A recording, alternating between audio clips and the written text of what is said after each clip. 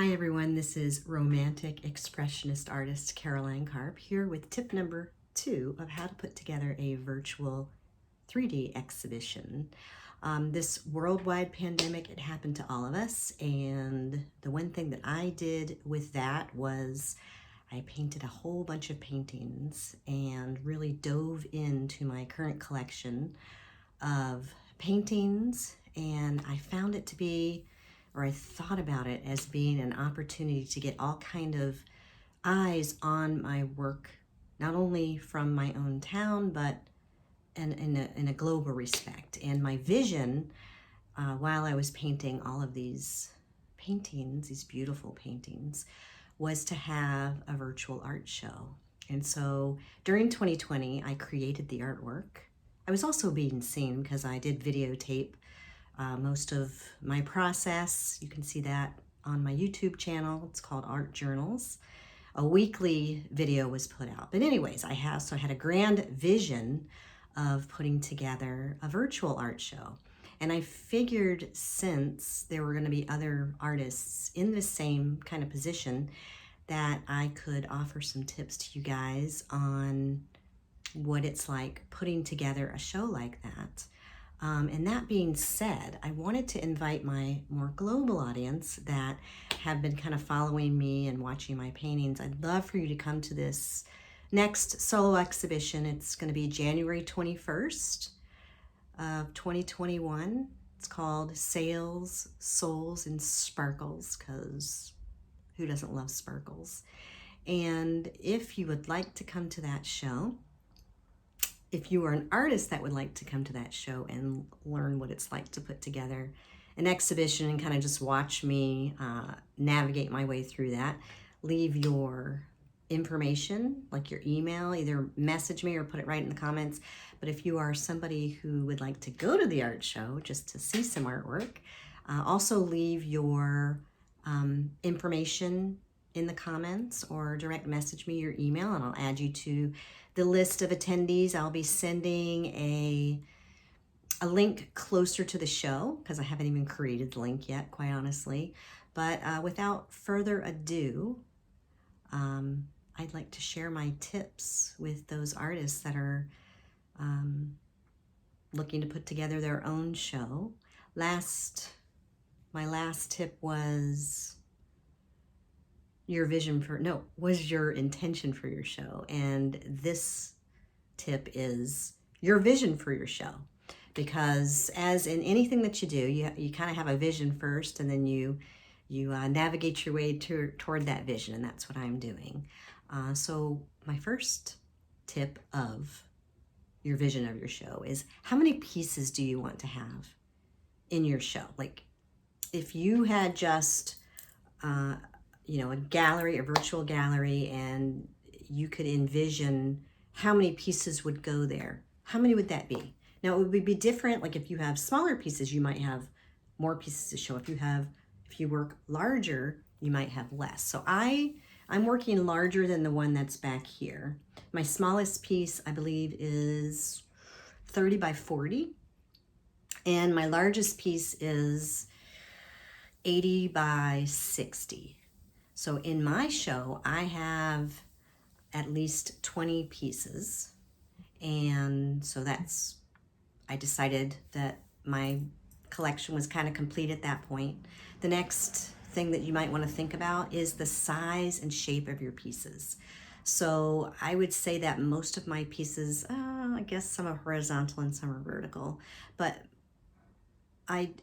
the way that I'm grouping them, actually I have a curator that's grouping them for me, so I don't know what she's going to come up with. And her name is, just a little shout out, Jennifer Pazienza.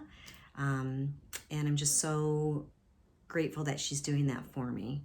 When I painted my pieces, though, they were sort of grouped as series within a series. So like I have my square ones that are all 36 by 36 that have kind of a common theme that you would have to go to my show to see. Then I have my 48 long by 36 tall, and those have another kind of common theme. And then I have my 40 by 30 pieces that have an even different theme within the same theme, which are sailboats, and I'll talk more about that at my show. The next tip is, how do you choose what's in your show? And how do you choose what's not in your show? So that's something that you kind of have to go inside to determine, and kind of think about like the continuity of your pieces and how the pieces will be received, and are they telling a story? Because sometimes you can have a show that sort of shows an entire career of work, like a retrospective, or you can have a show that is more, this is my collection of sailboat pictures. This is my collection of mixed media pictures. This is my collection of sailboat pieces that also have mixed media pieces in them. So you kind of have to go and filter it into what you decide that you want into your show. You always have to think about, is my series complete? Because every once in a while, I will have a sailboat painting pop right into my head, and I'm thinking, is that something for my show? So that's also something you have to ask yourself.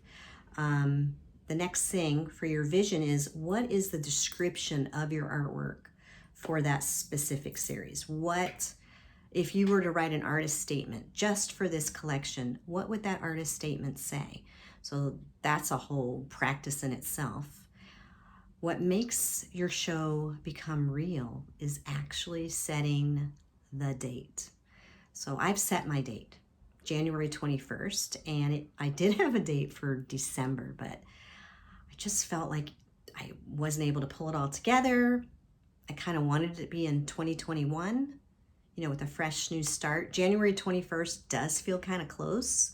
It puts me a little bit out of my comfort zone, but I feel like everything is ready for the show. So I think I'm going to stick with that date. I'll let you know if I don't. The next thing for your vision of your show is, what kind of release party are you going to have? Because that's what this is all about. So next week I will be talking about choosing a venue for your show. But I just wanted to touch on the topic of, will it be a Zoom party? Will it be a Zoom webinar? Like, will everybody be able to see each other? Or will it be more of a webinar style where it's just me talking and maybe my curator, Jennifer? Will I invite people to talk about it? Now, all of that, I haven't decided yet. So I think next week my tip is on your show. So I'll be talking more about how I made decisions for that. But anyways, thanks for watching. These are all kind of unscripted. I was going to have them scripted, and I did type it all out, but I was having a hard time because I kept trying to read what I had on my screen, and my eyes would go over there, and it was kind of rather disturbing for me when I watched my video tip from last week. So kind of didn't do these unscripted and just interact on the camera. If you have something that you'd like me to cover in this experience, leave that in the comments. And I know I've given you a lot of, like, if you want to drop it in the comments, but oh well. So I'll see you next Tuesday for my next tip. Thanks for being here and watching. Bye.